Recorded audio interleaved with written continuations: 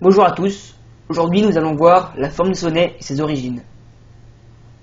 Pour étudier la forme fixe du sonnet, nous allons nous servir du sonnet Les Conquérants de José María de Heredia comme support. Tout d'abord, le sonnet est composé de 2 quatrains et de 2 tercets. Les rimes dans les quatrains sont des rimes embrassées, de forme ABBA. Dans les tercets, les rimes sont suivies, de forme CCD, DEE. Attention! Cependant, dans ce sonnet, nous avons affaire à des rimes à la française, c'est-à-dire qu'elles sont suivies, puis croisées, donc de forme CCD et EDE. Les vers dans le sonnet peuvent être octosyllabiques, décasyllabiques ou encore des alexandrins, qui est la forme la plus populaire.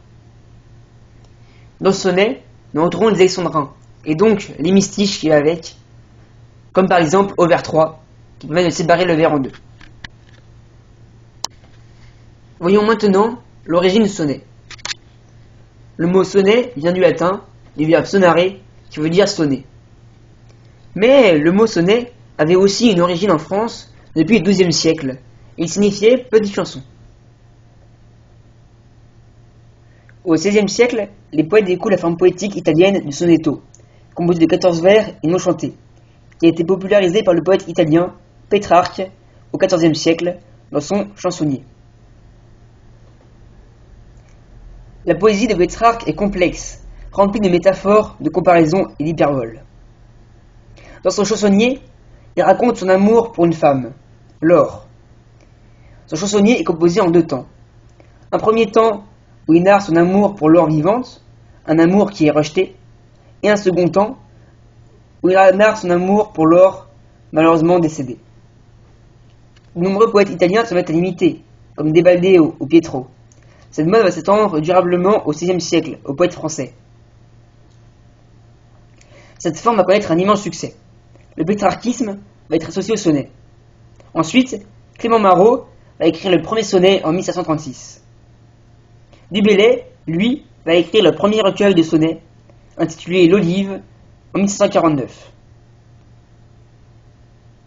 Le succès européen du sonnet va perdurer avec Shakespeare. Alors pourquoi le sonnet plaît autant? Tout d'abord, c'est une forme architecturée qui plaît au public noble et éduqué. Ensuite, avec le temps, la forme fixe du sonnet va s'assouplir, ce qui va permettre de le diffuser beaucoup plus largement. Ensuite, l'ouverture à d'autres thèmes que l'amour, comme la satire, va le rendre beaucoup plus populaire. Je vais maintenant vous présenter un sonnet de ma création, en calligramme, intitulé Originellement, qui me permet de présenter l'origine du sonnet. On apprécie le sonnet depuis bien longtemps. Rimes embrassées, rimes suivies il revêt, intégrant duet de quatrains et de tercets, grande est la beauté de cet entrelacement. Intimement, Pétrarque s'en est emparé, narrant son étrange amour pour la belle Laure, au moyen de si somptueuses métaphores, il l'a popularisé dans son chansonnier.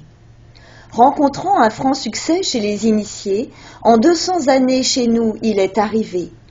Marot le premier en français l'a introduit, en recueil du Bellay a regroupé les siens. Né du mot sonare, son nom vient du latin, tous encore aujourd'hui le sonnet apprécient.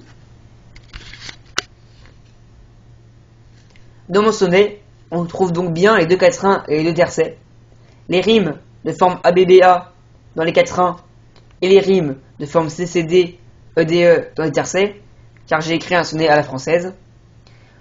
Et nous retrouvons aussi un hémistiche au tout dernier vers. Tous encore aujourd'hui, l'hémistiche, le sonnet apprécie. Merci d'avoir regardé cette vidéo.